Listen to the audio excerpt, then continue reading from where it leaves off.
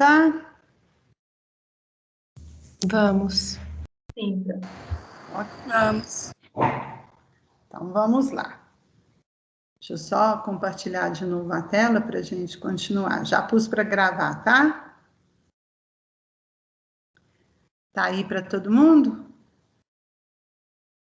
Sim. Sim. Então, tá. Então, vamos lá. Então, agora nós vamos falar de traqueia, ok?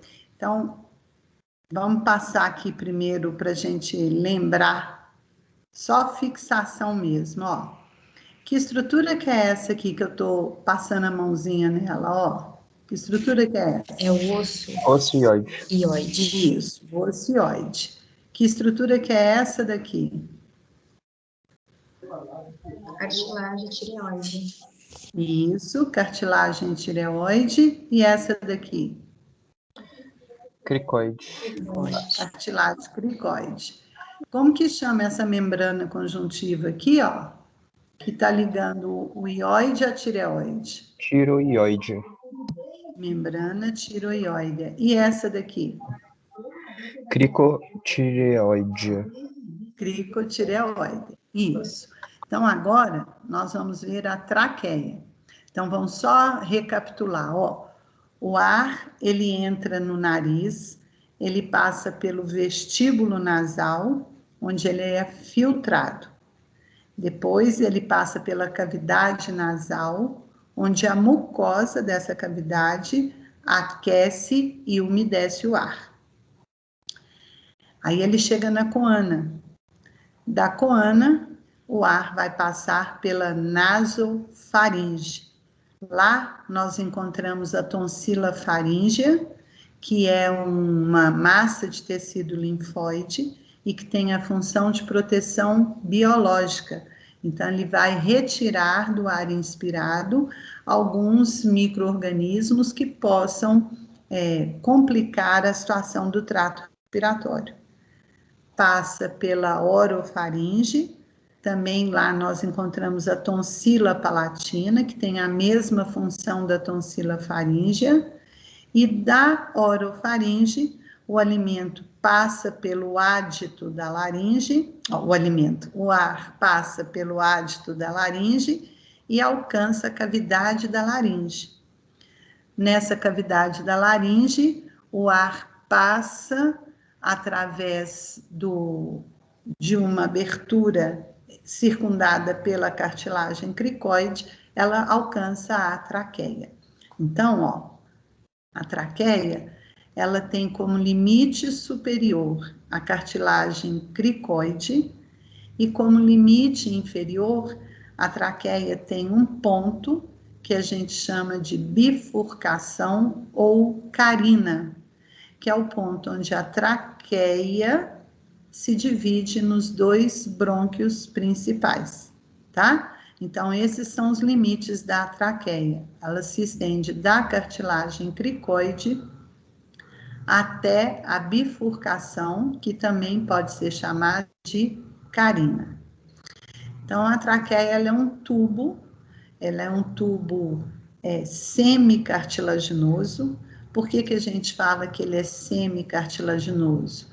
Porque anteriormente ele tem semianéis de cartilagem e posteriormente esse anel, ó, ele não é completo, é um semianel cartilaginoso.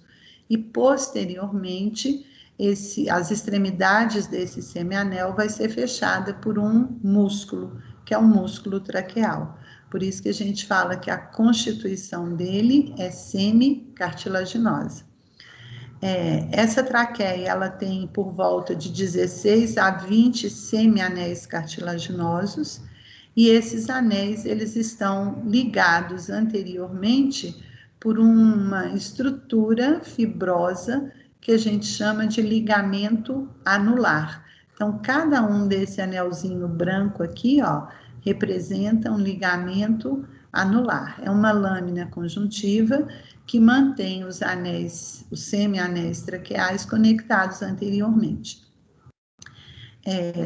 Eu falei para vocês que numa situação de emergência, a gente pode fazer um procedimento produzindo uma abertura na membrana cricotireoide para restabelecimento do fluxo de ar, né? Então, essa abertura aqui, ela é chamada de cricotireostomia. Mas no hospital, normalmente, a gente faz uma abertura entre o terceiro e o quarto semianel de cartilagem. Então, essa abertura aqui, ela é chamada de traqueostomia. Nessa abertura é introduzida uma cânula, e essa cânula, então, mantém a entrada de ar para as vias aéreas inferiores. Por que a traqueostomia ela deve ser feita só em hospital? Porque nessa região, ela corresponde em nós à incisura jugular. Então, ela está na altura da incisura jugular, por onde passam muitos vasos e nervos. Então, para evitar a ruptura desses vasos e nervos, a gente faz esse procedimento só no hospital, porque lá nós vamos ter recursos, né? Aqui, ó, na cricotireostomia, eu tenho vasos menores que não comprometeriam a vida do paciente, ok? Bom, o que nós estamos representando aqui, ó? Que nós vamos fazer um corte transversal, passando pela traqueia, para a gente poder ver a constituição da traqueia. Então, é o que a gente está vendo aqui, ó. Isso aqui é o semianel cartilaginoso, olha, então essa toda aqui é a parte anterior da traqueia, porque é ela que tem o semianel cartilaginoso. Agora, posteriormente, as duas pontas desse semianel, ó, estão ligadas através de uma membrana de músculo liso, que é o músculo traqueal. Isso aqui é a luz da traqueia, então é o centro da traqueia. E a gente observa que a parede interna da traqueia, ó, ela é recoberta pelo epitélio respiratório, que nós falamos que tem células ciliadas e intercaladas por glândulas, né, por células caliciformes. Então, esse é o epitélio respiratório que recobre a traqueia, ok? Bom, atrás do músculo traqueal, nós vamos ter um músculo que é do esôfago. Então, posteriormente à traqueia, nós temos o esôfago, ok? Bom, qual que é a importância da traqueia ter a constituição semicartilaginosa? Porque, na verdade, a parte cartilaginosa da traqueia vai manter a traqueia aberta, mantendo a luz da traqueia, permitindo, assim, a passagem de ar. Agora, a parte muscular da traqueia, que é posterior, ela permite que a traqueia, durante o movimento da deglutição, acompanhe o deslocamento do esôfago. O esôfago, ele é todo muscular, então ele é bem elástico. E quando o bolo alimentar passa pelo esôfago, o esôfago alonga. Como ele está fixado à parede posterior da traqueia, a traqueia tem que acompanhar esse deslocamento, e essa parte muscular que permite isso. Então, a constituição semicartilaginosa da traqueia mantém a traqueia aberta e, ao mesmo tempo, permite uma certa flexibilidade da traqueia durante os movimentos da deglutição, ok? Bom, essa traqueia, na altura da bifurcação ou carina, ela se divide nos brônquios principais. E esses brônquios principais, eles têm a mesma constituição da traqueia. Eles também são formados por semianéis cartilaginosos. E aqui, olha, a gente observa que, ó, esse é o brônquio principal direito e esse é o brônquio principal esquerdo. A gente observa que, anatomicamente, diferenças entre esses dois brônquios. Então, a gente olha aqui, ó, o brônquio principal direito, ele é mais curto, enquanto que o brônquio principal esquerdo, ele é mais longo. O brônquio principal direito, ele é mais calibroso, e o brônquio principal esquerdo é mais estreito. Além disso, o brônquio principal direito, ele praticamente acompanha a mesma direção da traqueia, então ele é mais verticalizado, enquanto que o esquerdo, ele é mais horizontalizado. Isso por quê? Devido à posição do coração dentro do mediastino. O coração, como ele desloca para o lado esquerdo, ele empurra o pulmão esquerdo mais para a lateral.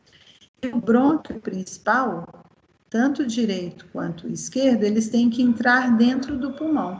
Então, o brônquio principal esquerdo, ele é mais longo do que o brônquio principal direito, devido à posição do coração no mediastino. E a última diferença entre os dois brônquios é que o brônquio principal direito, ele se divide em 3 brônquios lobares. Então, ele dá o brônquio lobar superior direito, o brônquio lobar médio e o brônquio lobar inferior direito. Já o esquerdo... Ai, gente, desculpa a minha bateria aqui. Deixa eu só pôr ali para carregar, tá?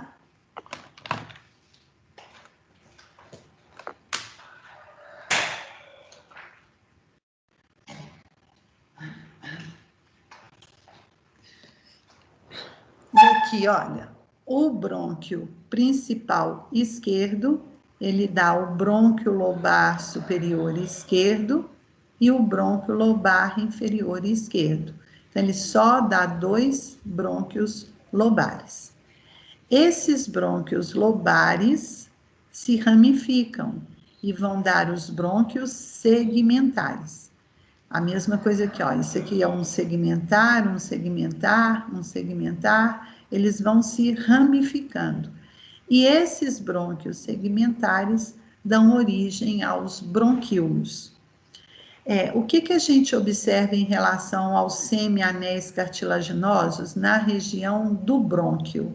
Esses semianéis, eles vão diminuindo, eles vão ficando mais espaços e vão formando placas. E essas placas cartilaginosas, à medida que vão afastando da carina, elas vão ficando cada vez menores e mais esparsas, até que nos bronquíolos nós não temos cartilagem, a gente vai ter só o músculo liso mesmo. Eu vou fazer agora um detalhe desse brônquio principal esquerdo, para a gente poder identificar as outras ramificações a partir da carina. Então, olha aqui, ó. Isso aqui é o brônquio principal esquerdo, ele entrou no pulmão, então o brônquio principal esquerdo que entra no pulmão. Quando ele entra no pulmão, ele já ramifica, e ele vai dar o brônquio lobar superior esquerdo e o brônquio lobar inferior esquerdo. Observem como que os anéis, os semianéis traqueais, vão virando placas, e à medida que esses brônquios vão se afastando da traqueia, essas placas vão diminuindo. Então, os brônquios lobares dão origem aos brônquios segmentares, e os brônquios segmentares vão dar origem aos bronquíolos. Esses bronquíolos, então aqui, ó, o bronquíolo. A gente observa que na parede do bronquíolo nós não temos mais placas nem semianéis cartilaginosos. Então, o bronquíolo tem constituição só de músculo liso, ok? E o que mais que a gente vê aqui? Esses bronquíolos, eles se dividem em 2, em bronquíolos terminal e bronquíolos respiratório. O bronquíolo terminal é esse bronquíolo aqui, olha, que não tem nenhuma estrutura fixada nele. Esse é o bronquíolo terminal. Ele tem a função só de conduzir o ar. Só que esse bronquíolo terminal chega a um ponto, olha, que a gente começa a encontrar pequenas bolsas arredondadas que são chamadas de alvéolos. e esse alvéolo é a unidade funcional do pulmão, é onde ocorre a troca gasosa. Então, aqui nós estamos vendo já o bronquíolo respiratório. O que vai diferenciar o bronquíolo respiratório do bronquíolo terminal? É a presença de alvéolos. Esses só existem no bronquíolo respiratório, ok? Muitas vezes, ó, esses alvéolos podem se apresentar na forma isolada, como eu estou vendo aqui, ou então eles podem se juntar, formando o que a gente chama de saco alveolar. O saco alveolar é um conjunto de alvéolos. Então, aqui eu estou vendo 2 sacos alveolares e vários alvéolos isolados no bronquíolo respiratório. Esse saco alveolar e esses alvéolos, ó, eles são totalmente capilarizados. Então, eles são envolvidos por capilares. E são esses capilares que permitem a troca gasosa. Tá ok? Aqui eu fiz um corte frontal no saco alveolar para a gente ver a cavidade do alvéolo. Essa cavidade aqui, ó, ela é cheia de ar.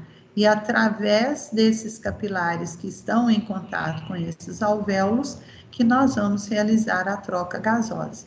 Devolver para o sangue o CO2 e retirar do sangue o oxigênio importante para a respiração. Ok? Então, esse aqui está representando um aumento do saco alveolar. Isso eu mostrei só no pulmão esquerdo, mas acontece também no pulmão direito, tá? Que mais que nós vamos ver aqui agora? A árvore brônquica. Isso aqui é uma peça anatômica, é uma técnica anatômica para preparar a árvore brônquica. Então, o que eu chamo de árvore brônquica? São todas as ramificações que aparecem a partir da carina. Então, olha, isso aqui é a traqueia, isso aqui é a bifurcação ou carina, de onde saem os brônquios principais. Esses brônquios principais se dividem, brônquios lobares. Então, eu tenho brônquio lobar superior direito, brônquio lobar médio e brônquio lobar inferior direito. E no brônquio principal esquerdo, eu vou ter o brônquio lobar superior esquerdo e o brônquio lobar inferior esquerdo. Esses brônquios lobares dão os brônquios segmentares e os segmentares se ramificam nos bronquíolos. Isso aqui, olha, a partir de brônquio principal, então, brônquio principal entra no pulmão. Depois dele, todos os outros brônquios estão localizados dentro do pulmão. Ok? Então, isso é a árvore brônquica. E a gente está representando de cores diferentes aqui, porque cada pedacinho aqui tem um nome no pulmão, que chama segmento broncopulmonar. Eu vou explicar até o final aqui do sistema respiratório. Tá entenderam aqui essa árvore brônquica?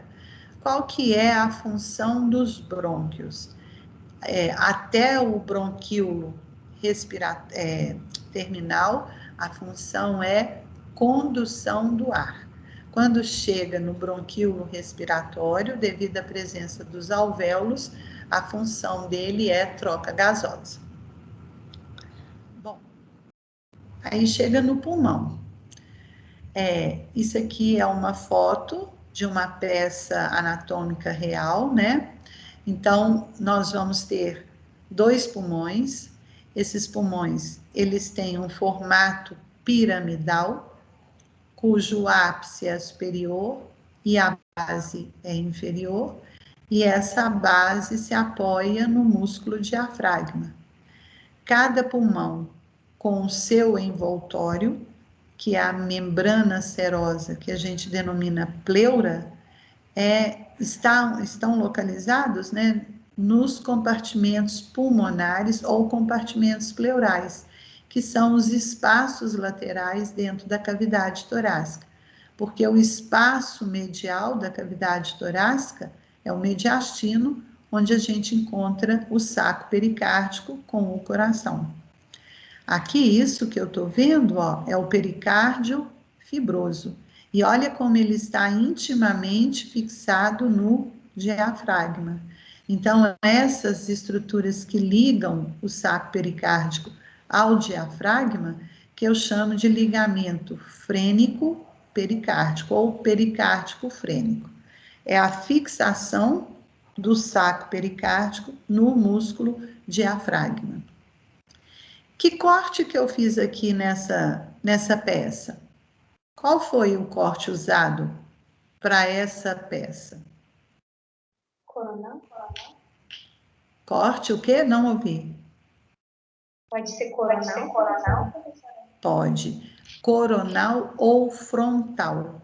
Então, nós fizemos um corte frontal aqui, retiramos a parede anterior do tórax, então eu tirei externo, as cartilagens costais e parte das costelas, porque lateralmente aqui, ó, nós vamos ter pedacinhos das costelas, como eu tô vendo aqui, ó.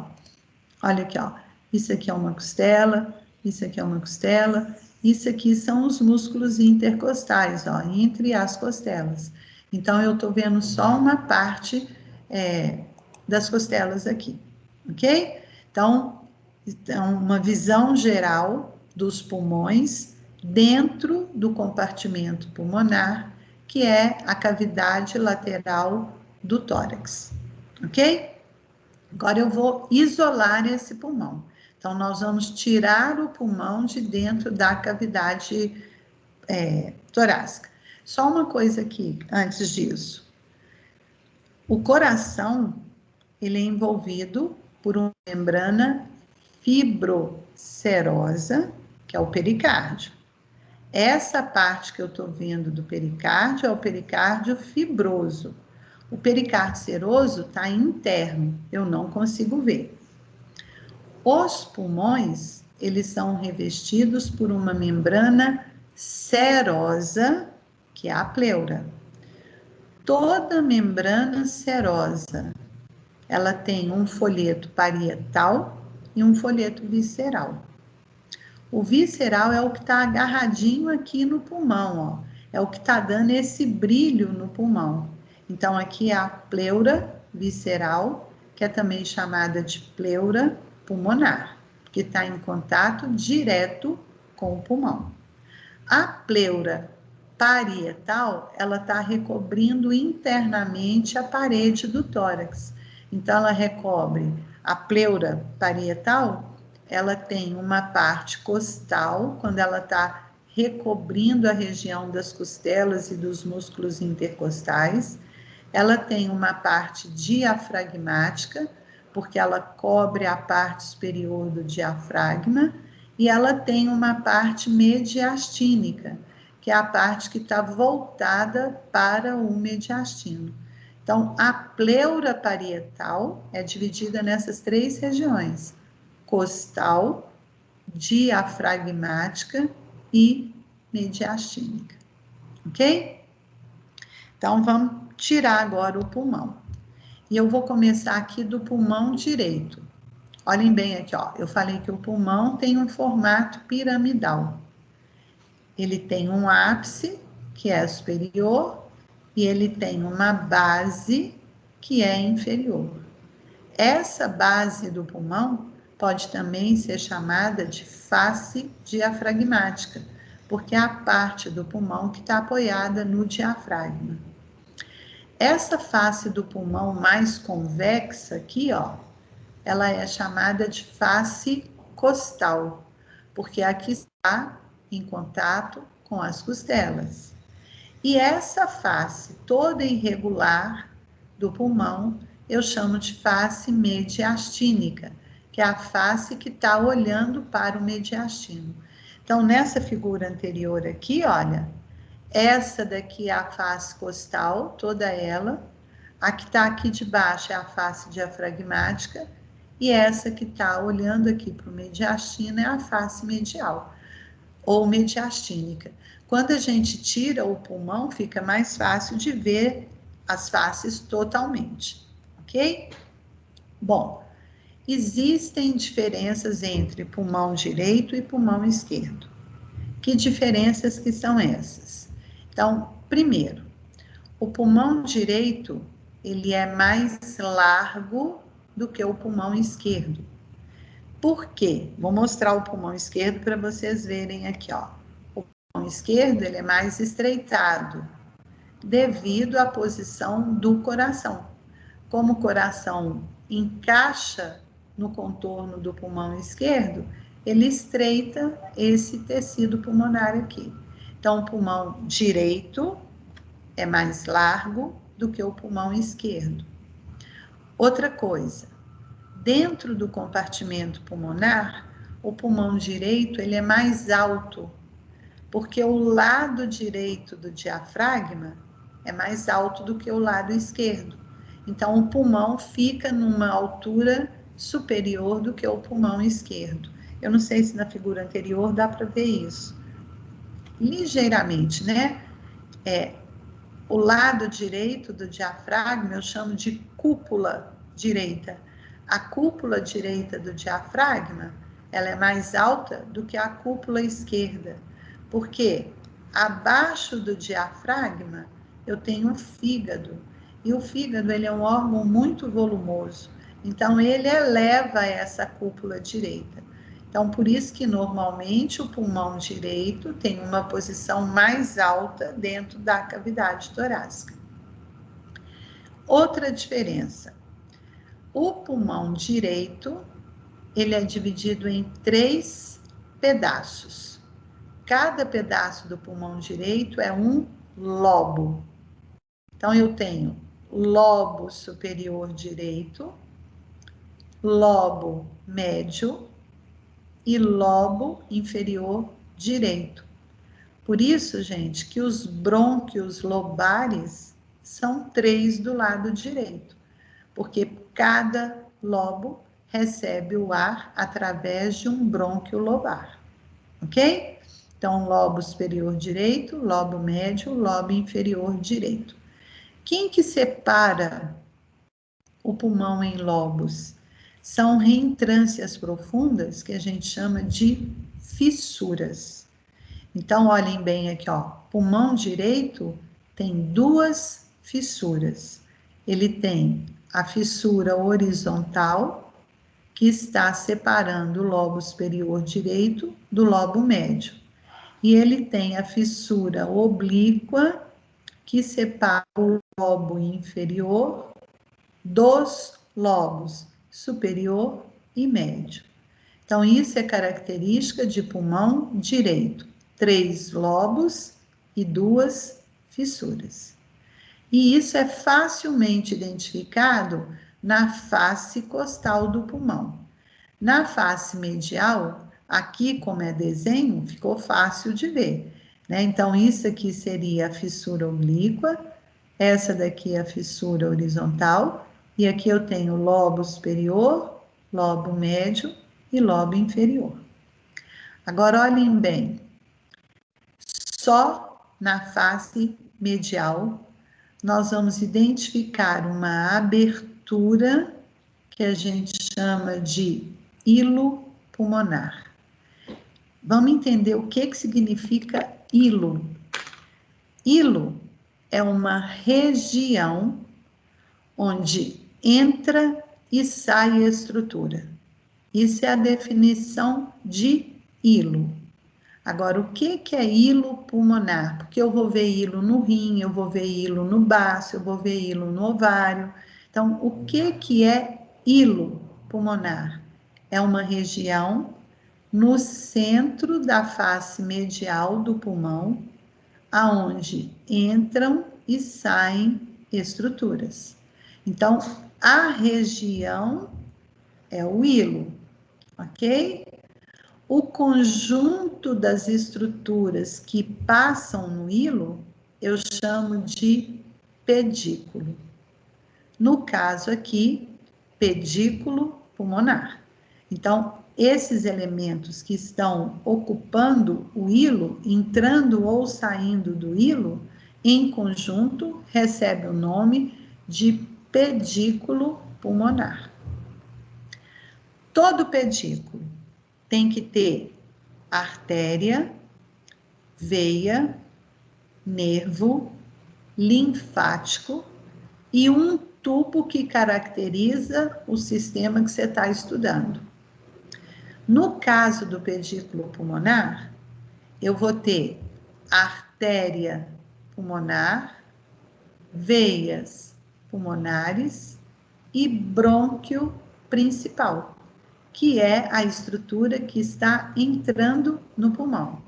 Então, olha aqui, ó, o pedículo pulmonar, que está aqui representado, ele é composto do brônquio principal direito, que está entrando no pulmão, pela artéria pulmonar direita, que está entrando no pulmão, e pelas veias pulmonares direitas, que estão saindo do pulmão.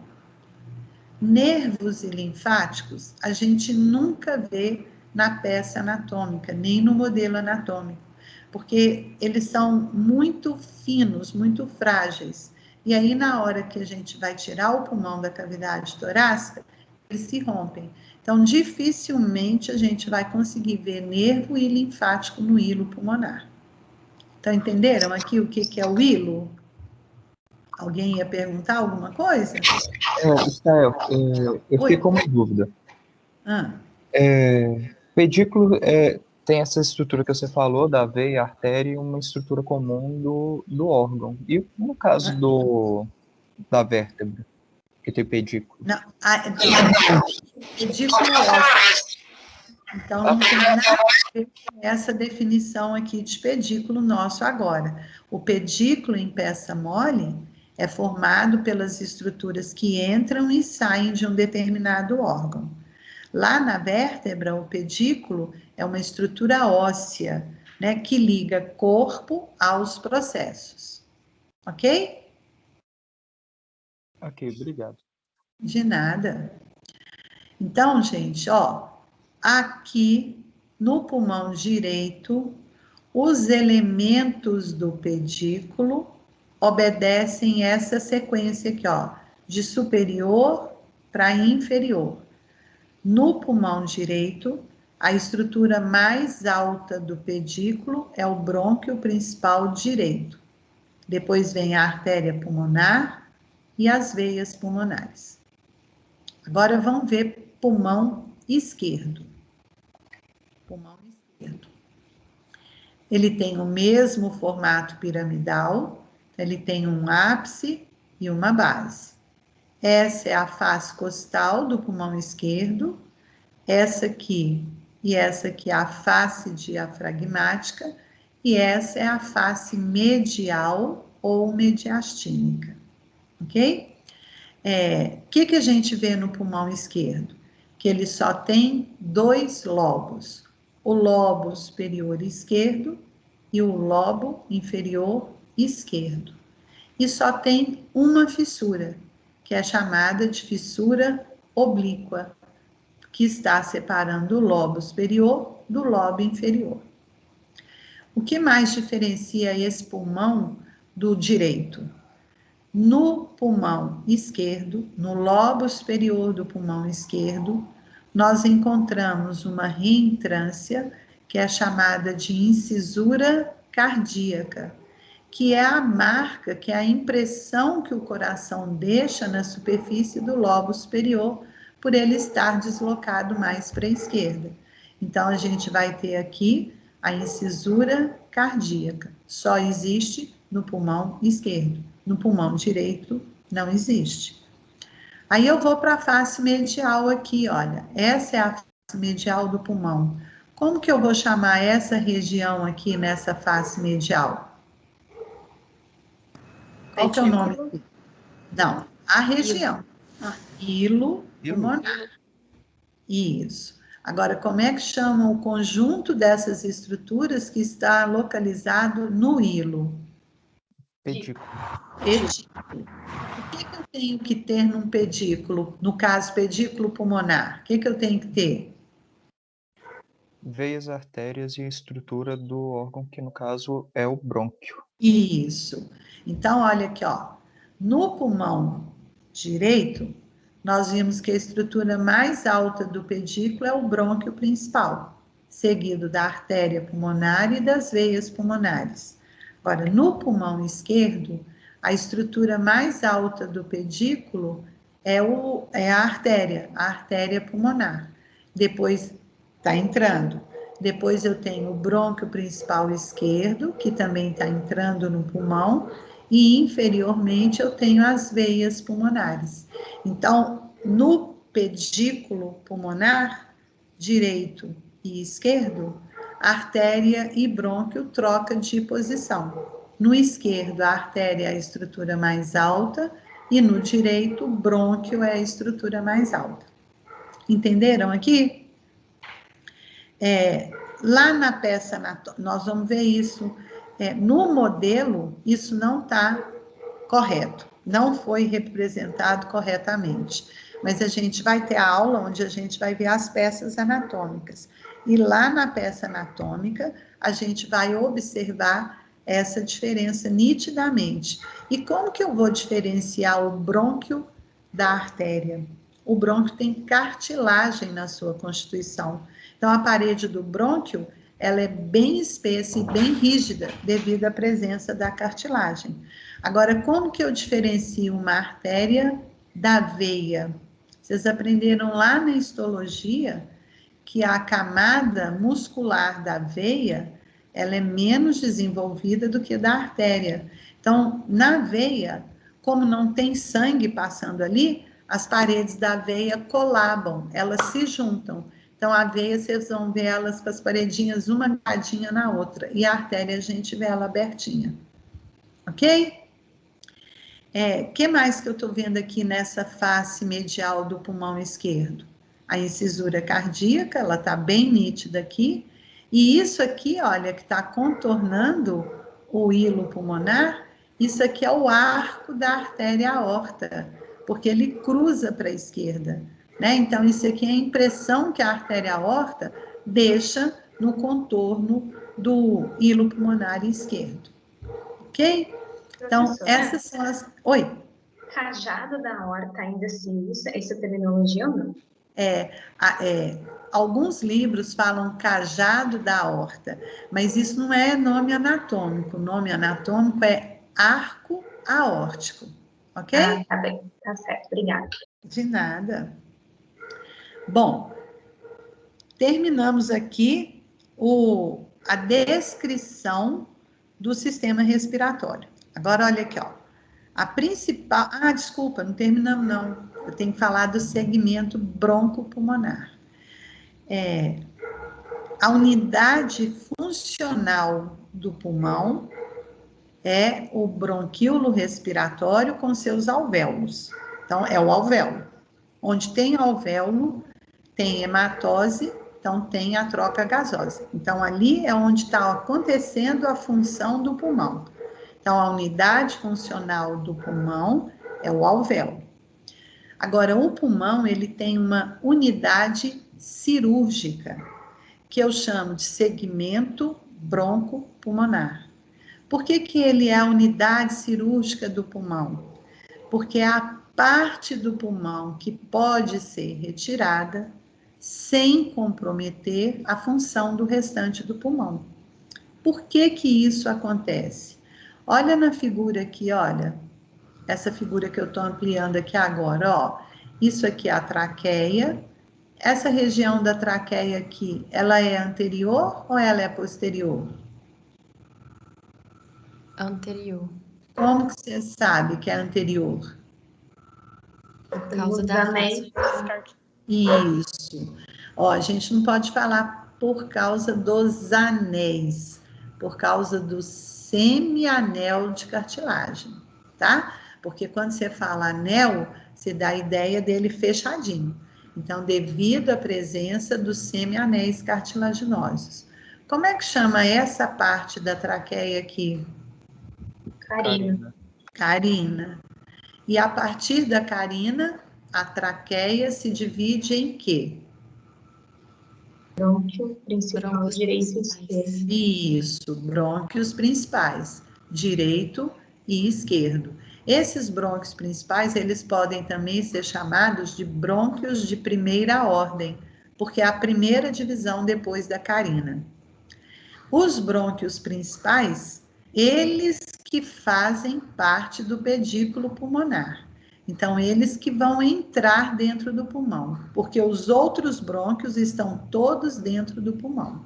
Então, eu não posso falar assim, se eu perguntar assim para vocês, quais são os elementos do pedículo pulmonar? Vocês não podem falar brônquio, artéria e veia pulmonar. Vocês têm que falar brônquios principais, direito e esquerdo, ok? Porque os outros brônquios já estão dentro do pulmão. Então, olha aqui, ó. O brônquio principal direito aqui, eu vou mostrar só um ramo dele, ó. Ele deu o brônquio lobar superior. Esse brônquio lobar superior foi se dividindo e deu os bronquíolos.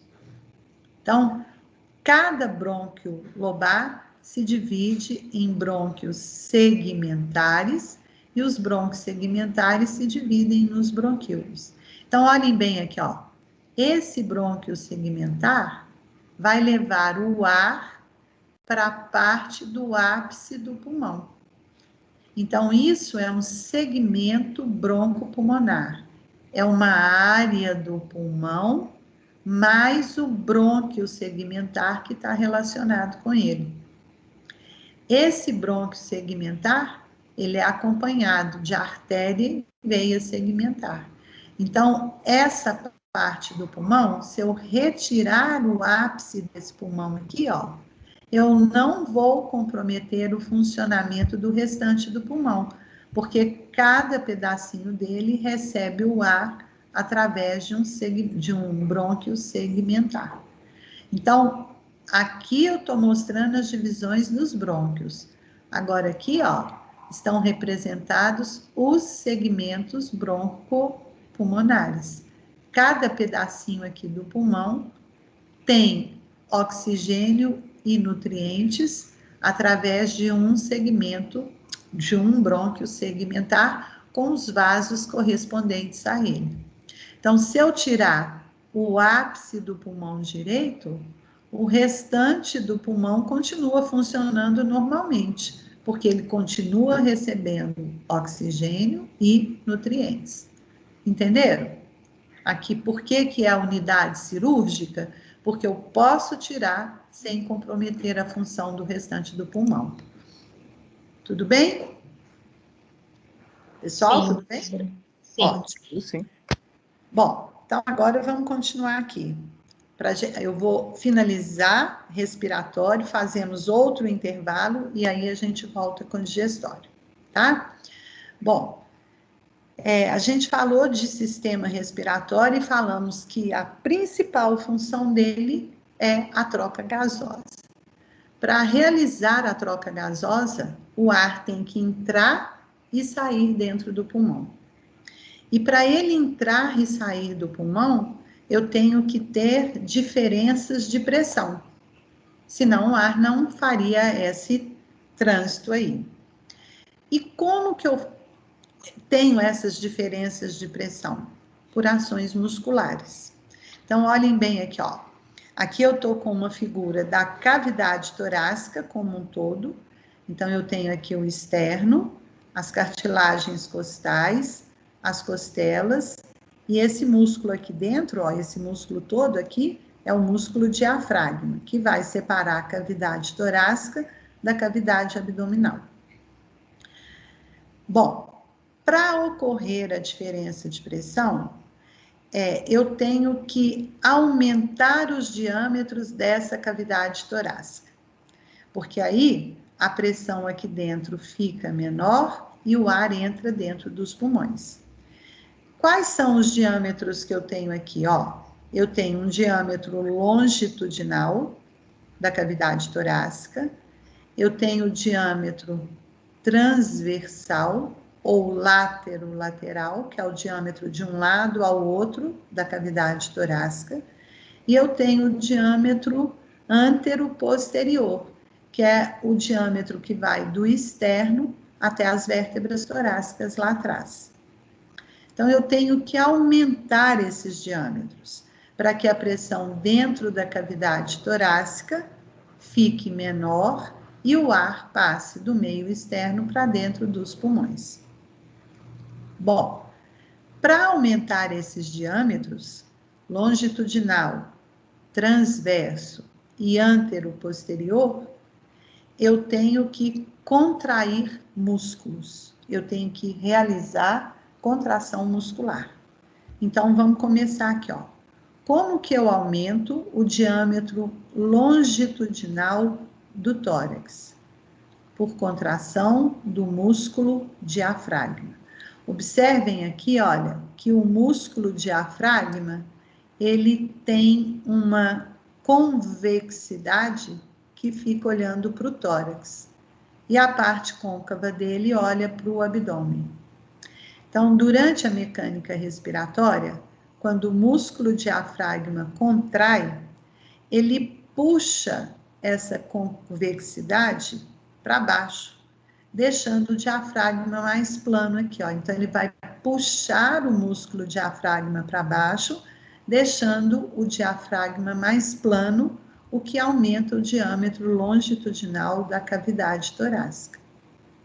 Então, isso é importante na inspiração, quando o ar entra dentro dos pulmões, ok? Então, o aumento longitudinal da cavidade torácica acontece por contração do músculo diafragma. Agora, existem músculos que estão localizados entre as costelas. Então, olhem aqui, ó, como eu expliquei lá para vocês na aula de tórax. Olhem bem aqui, ó. Esse músculo aqui, que termina na junção ou na articulação costocondral, esse músculo aqui, ele é chamado de músculo intercostal externo. E esse que está mais profundamente aqui, que chega até a articulação externo-condral, esse músculo aqui é o intercostal interno. Os músculos intercostais externos, eles contraem durante a inspiração. E quando eles contraem, eles puxam a costela lateralmente. E aí aumenta o diâmetro transverso do tórax. Então, esse diâmetro transverso acontece por contração dos músculos intercostais externos. O músculo intercostal interno, ele participa da expiração. Não vão confundir aqui não, tá? Ó, o externo é da inspiração e o externo e o interno é da expiração, ok? Esses músculos aqui são os principais músculos da mecânica respiratória. O diafragma e o intercostal externo participando da inspiração e o intercostal interno participando da expiração. Esses outros músculos em azul aqui, eles são músculos acessórios da respiração. Por quê? Porque eles são usados quando eu faço uma respiração forçada. Então, por exemplo, ó, a respiração normal nossa, ela é chamada de respiração quiescente. E ela usa esses músculos aqui, o diafragma, o intercostal interno e o intercostal externo. Mas olha agora eu respirando, ó, eu posso fazer assim, ó.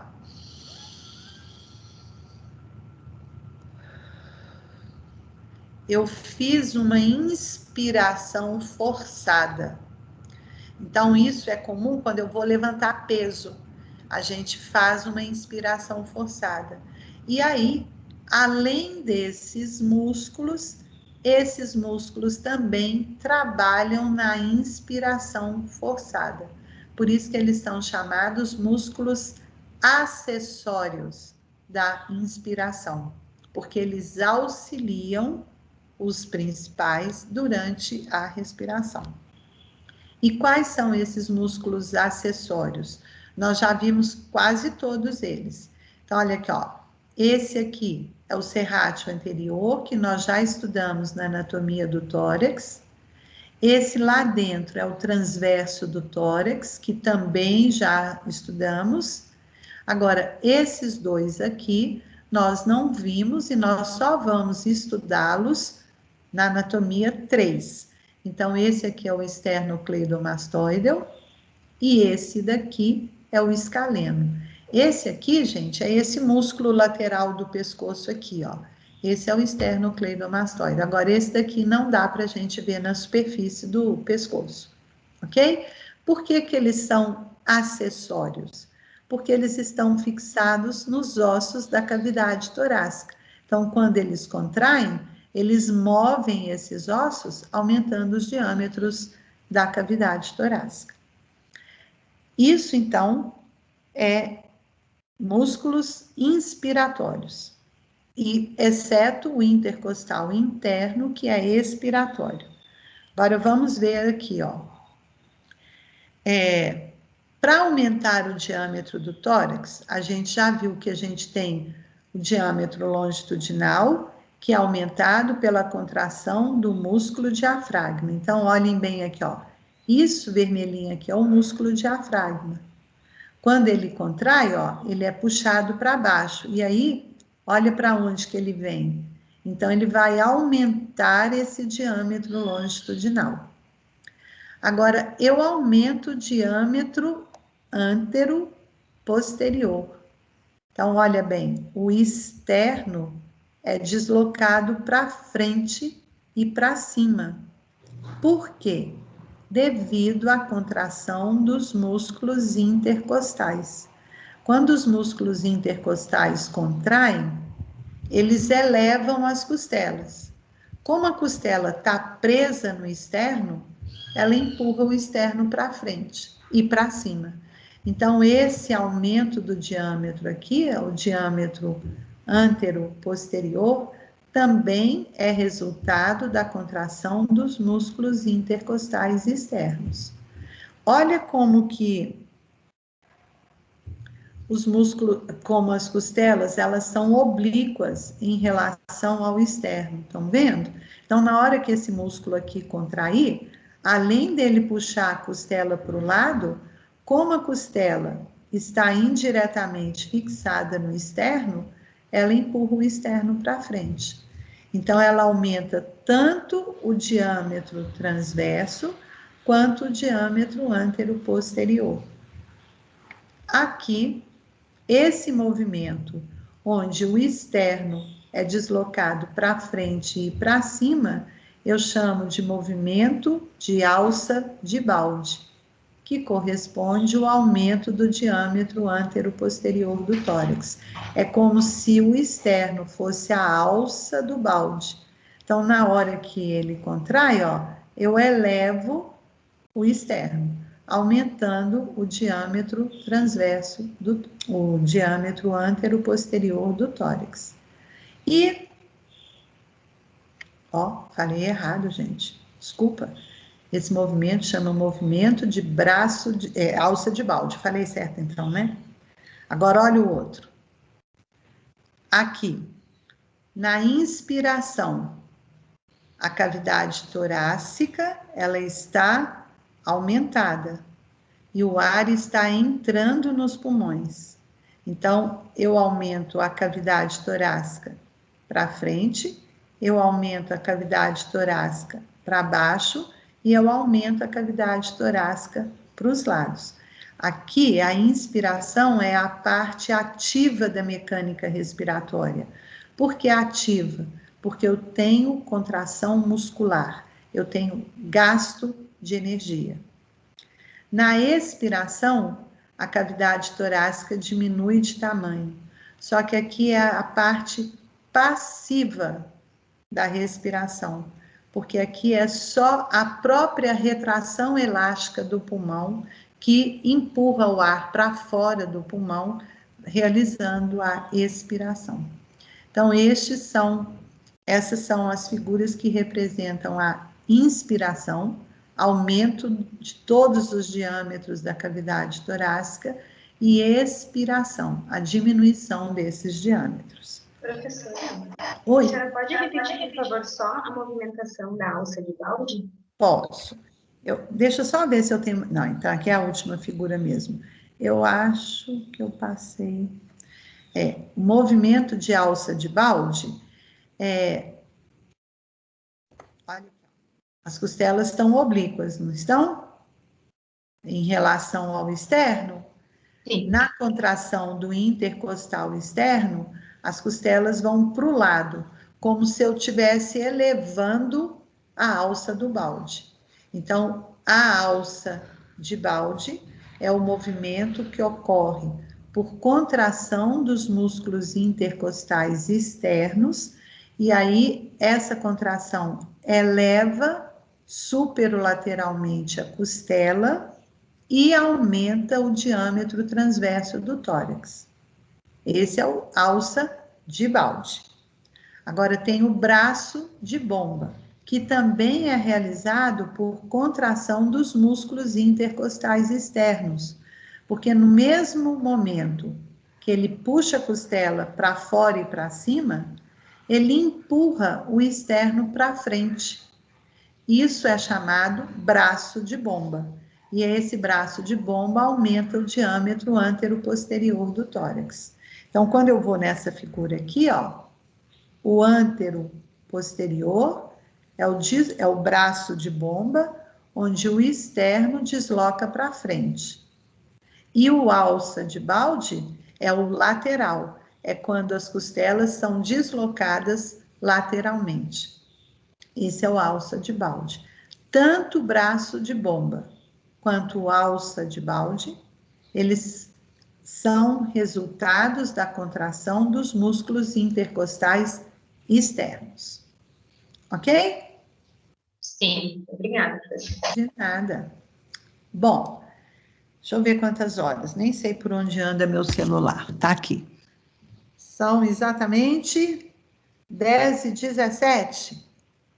Certinho aí com vocês? Aqui tá 10h15. Nossa, meu relógio está adiantado 6 minutos. Então, 10h15. Vamos voltar 15 para as 11?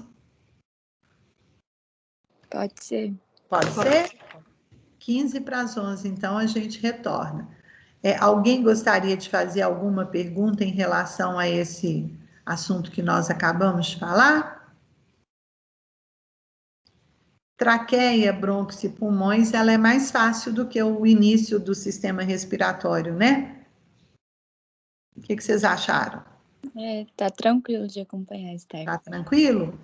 Eu só consigo pensar que dá para fazer uma prova de cada sistema que você passou. Realmente, é muito conteúdo, né? Quem dera nós tivéssemos tempo para fazer uma prova de cada conteúdo. Aqui, e pelo que vocês estão assistindo até agora, quem assistiu os vídeos que eu mandei, vocês acham que ajuda no acompanhamento da aula? Acho, professor. Ajuda Demais. Né? Ajuda, né? Então, vão continuar fazendo aquela rotina, assistindo os vídeos, fazendo o estudo dirigido, depois a gente tem a aula teórica, e aí, depois da teórica, vocês refaçam todo esse processo de novo para fixação do conteúdo, tá bom? Então, 15 para as 11, a gente retoma, combinado? Beleza, professora. Então, tá, joia. Combinado. Então tá, até daqui a pouco.